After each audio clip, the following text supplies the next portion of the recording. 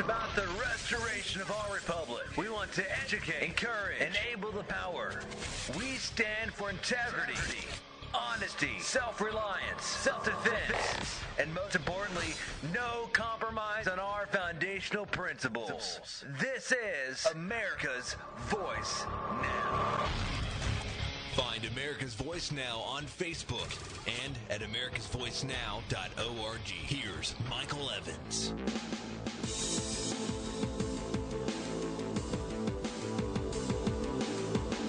Well, good morning, America. My name is Michael Evans, and you're listening to America's Voice Now. Thank you for joining us. Boy, have we got a lot to cover on foreign policy today. We are in it today, folks, and we're going to address and take a look at some of the issues surrounding our current situation as it stands now in foreign policy issues. I know that this is not a topic that we work on every day. A lot of times we work on domestic policy issues, but in light of the fact that we are literally on the eve of declaring another war, I believe that it's appropriate that we fully understand the implications of what's going on over in Syria. And not only that, but take a look back at what's happened in places where we have previously been to war. And so I want to address that. Our first segment is going to be Syria and the fact that as we stand right now, the president had come out the other day and said that the first Syria rebels have been armed and trained by the CIA and that they are, quote, on the way to the battlefield. Now, I believe that was a slip. I don't think that he meant to say that. This president has a habit of making statements that are inappropriate and out of bounds in terms of national security issues. We've seen this with him before, and I suspect that this was another slip of the tongue, if you will. But he did say it, and so we're going to take his word for it. We know that he wouldn't make that statement unless it were true, because it's the kind of thing that you would not generally want to say in a public arena. Secondarily, we're going to talk about how the Senate has already voted to approve a new act of war going in after Syria. And I think that the issues surrounding that show exactly how compromised, how sold out, and how elitist and statist our Senate representatives are. We're going to talk a little bit about why our Senate is so willing to jump to the gun here and support terrorism. Because the truth is, that's what this is all about. We are supporting terrorists, not supporting a freedom-fighting, if you will, rebel force. We do know for a fact that the vast majority of people that are fighting over in Syria, while a significant number of them are actual rebels themselves, the vast majority and the means of command and control, which is really what matters now. We're not talking about the grunts on the ground boots, right? We're talking about the actual command and control infrastructure, and that is all al-Qaeda, all of it. And so we're going to evaluate and take a look at what that means as we move forward, because I believe that irrespective of how this thing goes, we lose. And we're going to understand why in our second segment. Our third segment is going to be to a look back. And we're going to take a quick look back at Libya and understand now that time has gone by, the changes have occurred. We've been in, we've been out. We supported the ousting of Mubarak. We helped Morsi get in. Now Morsi's been bounced out by his own crew. And at the same point in time, and you notice I talk about these guys like they're thugs and gangsters. Well, guess what? They are, all of them. We are in a global scenario where every leader, almost exclusively, including our own, are operating as gangsters. That is the truth, ladies and gentlemen, and it's time that America recognized exactly how far down the rabbit hole we've fallen. In our fourth and final segment, we're going to play a video by a guy by the name of Michael Schur. He is an ex-CIA operative, and he had a very, very telling interview. I posted it up on our Facebook page, and I want us to hear it. It's a fairly lengthy interview, but I got to tell you, it's one of importance, and it bears a lot of of knowledge and insight about what things are happening right now so that we can fully understand exactly how far down the rabbit hole we're going here. Because, sure, as a first example, and I've seen him as a pundit or a paid talking head on many news programs. This particular one, he was quite frank about how we are being influenced by Saudi Arabia and how we are being influenced by the Jewish influence in our Congress to essentially fight their war on a proxy basis for them, for a couple of reasons, not the least of which is they purchase and buy enormous volumes of weapons and arms, and they own a lot of property in the United States, and they have an enormous amount of what? Pull. And so we're going to evaluate the actual politics of pull and how that politics of pull is drawing us into what could potentially be an international conflagration that may be the earliest stages, if you will, or the tip-off of World War III. And I mean that in the most sincere terms. Don't forget, in World War I, no one thought for a moment that fighting was going to lead to what it eventually led to. In World War II, after Germany went out and took over Poland, and no one actually considered. They worked very hard to try to keep him contained, and they offered him all kinds of bennies, and they gave him land, they gave him entire countries, and it wasn't good enough. No one recognizes in the earliest stages of a conflict exactly how dire it's going to get.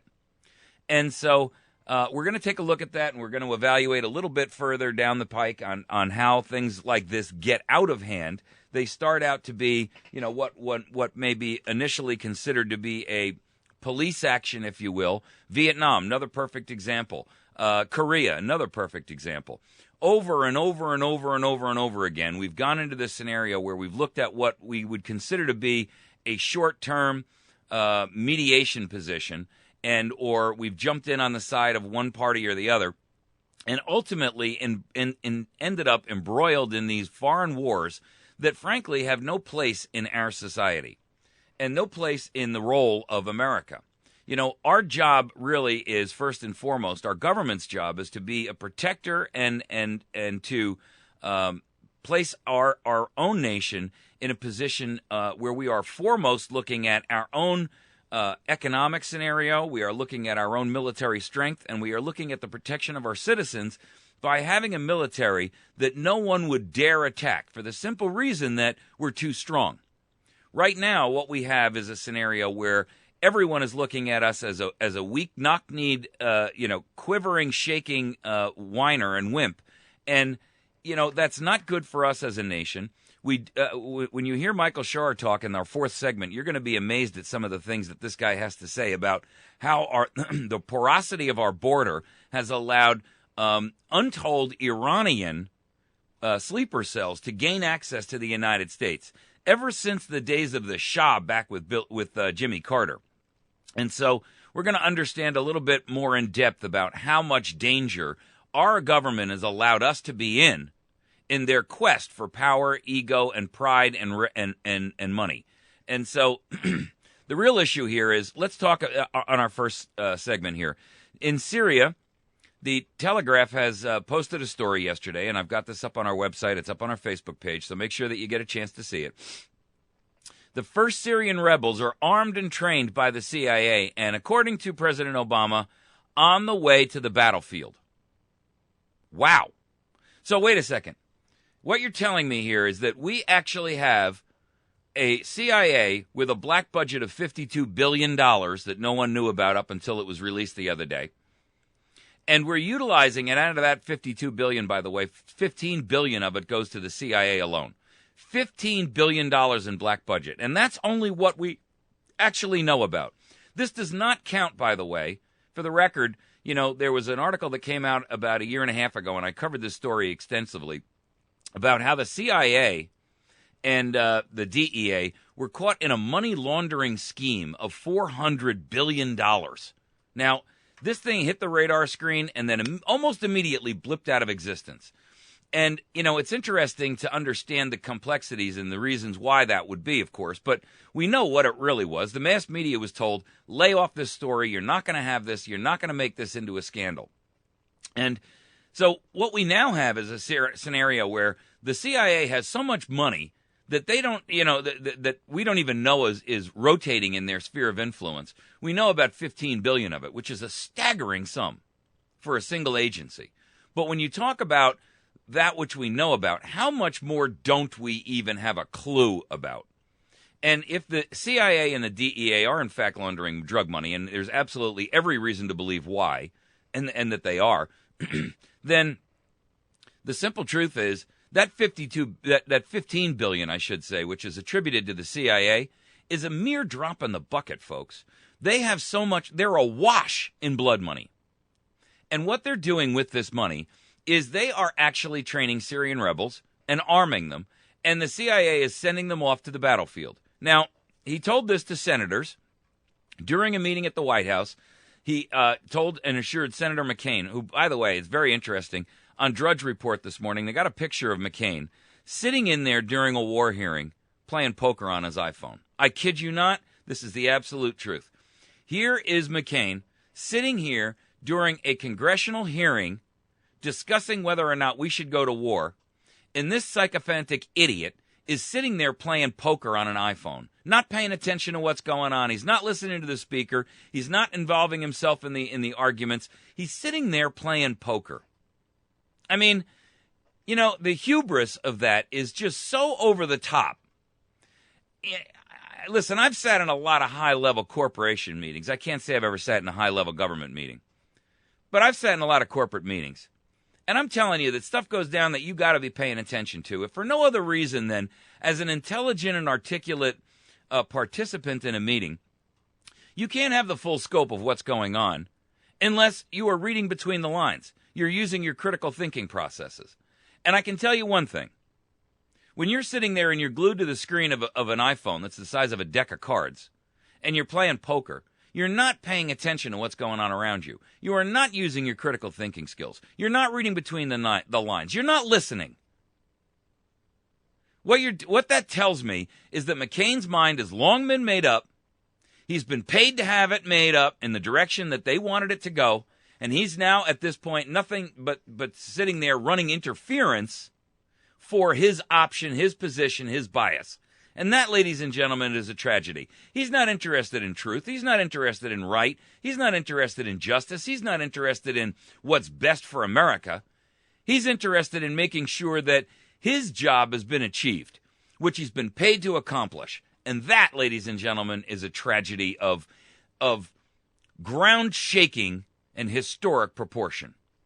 I'm embarrassed and ashamed to admit that a guy like that is a congressman, is a senator, the elite of the elite. And here he is playing poker on an iPhone during a meeting discussing, are we going to war? I mean, it's just inconceivable to me. During a meeting at the White House, this is a story on Telegraph UK.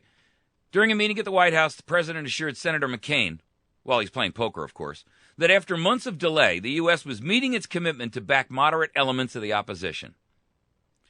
He said that a 50-man cell trained by the U.S. Special Forces in Jordan and the CIA was making its way across the border into Syria. The deployment of the rebel unit seems to be the first tangible measure of support, blah, blah, blah, blah. Okay, so let's understand something. If the CIA is training these people, are they known to be al-Qaeda? Where do their loyalties lie? And the real implications of where this thing is going are so stunning because we know that who's actually in control of the command, the command procedures over there, who's in charge of command and control, is not these grassroots rebels, right? These are street people. They're the cannon fodder, if you will, for al-Qaeda. And al-Qaeda, we do know well, is funded by whom? Iran, Hezbollah, and they are funded by Afghanistan, and they are funded by the worst of the worst, the Muslim Brotherhood. Now, these guys are literally in charge of all of the command and control over there. There's nothing to do with their being boots on the ground fighters. I mean, some of them are, I'm sure. But the truth is, if they're prosecuting the war, at the end of the war, assuming success or failure, who's going to be in control?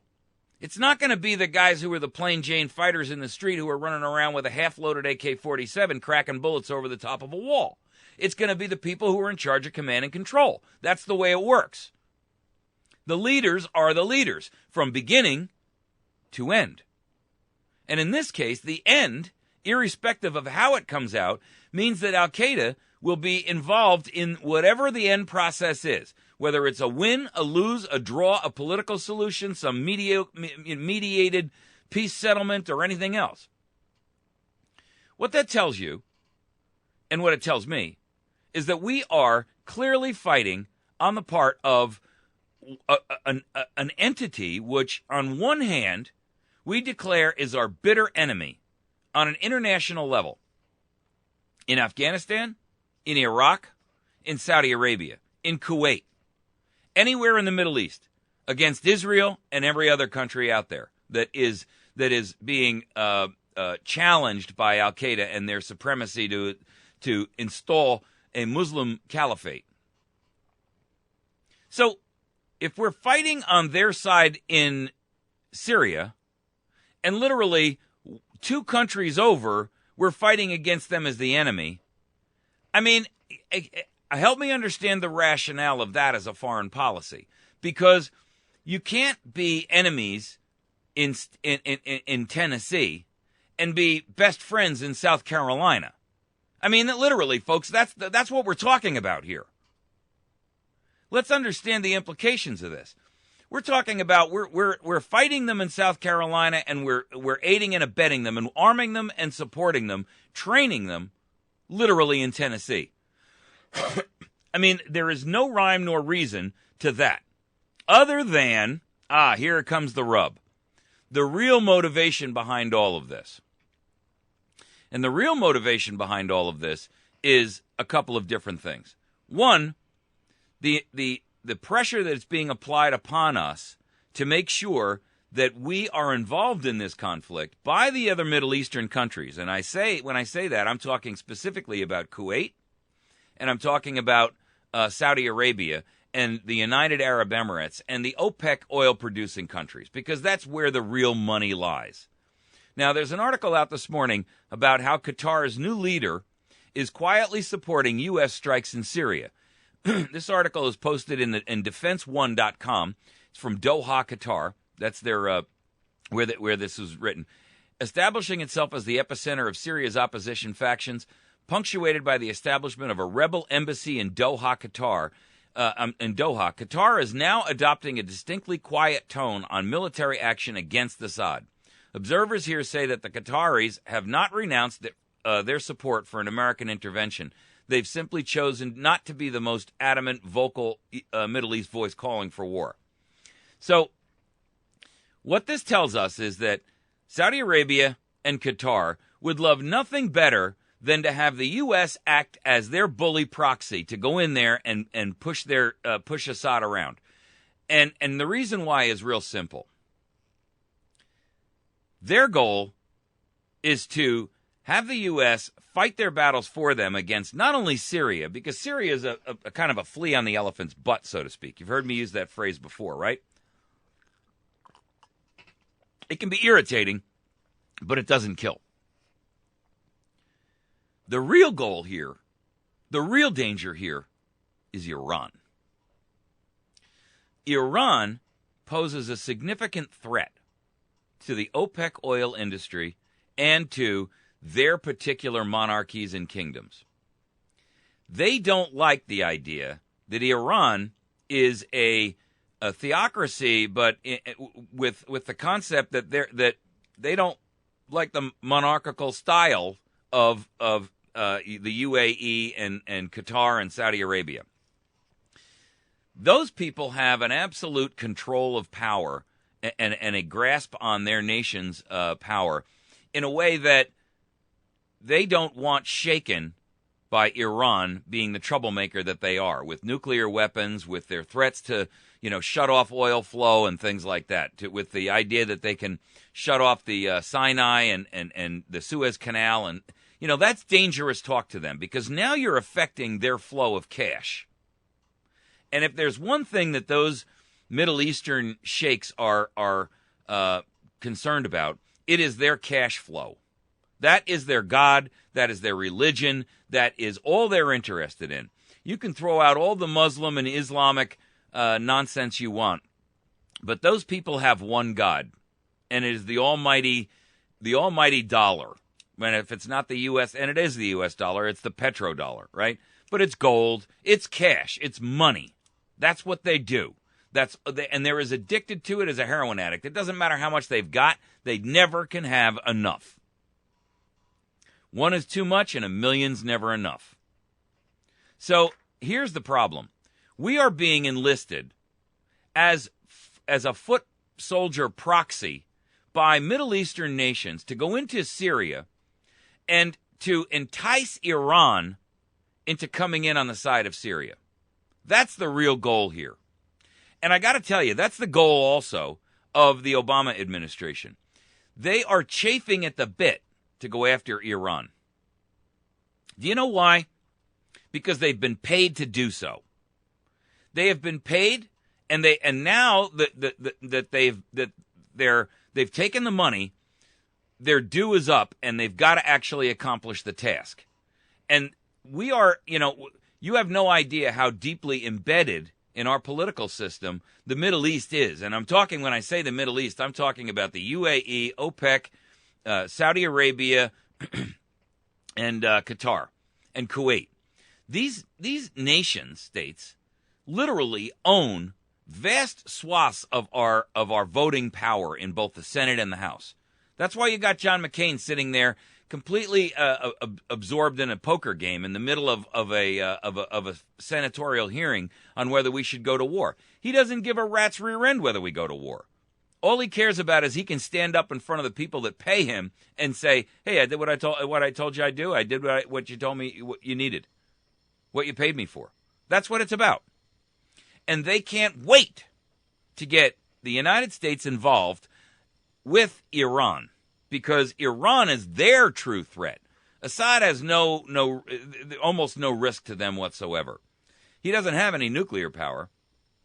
And what weapons of mass destruction he does have, he got straight and directly through from Iraq before Saddam Hussein went down.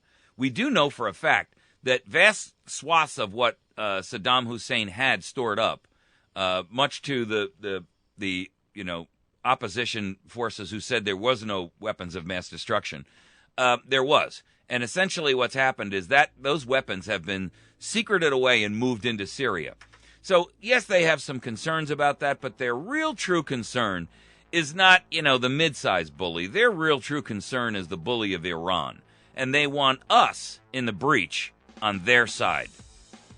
We're going to take a break. When we come back, we're going to hit on that, and we're going to go on to our Senate voting for this war and how they have betrayed America in their attempt to support and defend their true allegiance, which is not to you and me. It's to foreign powers in the Middle East who they owe allegiance to. We'll be back in just a moment. You're listening to America's Voice Now. Please make sure that you find us on the web at americasvoicenow.org. You can also find us on Facebook at facebook.com/America's Voice Now. And you can find this and every other program that we do up on YouTube at youtube.com/America's Voice Now. Find one you like and share it with some friends. We'll be right back.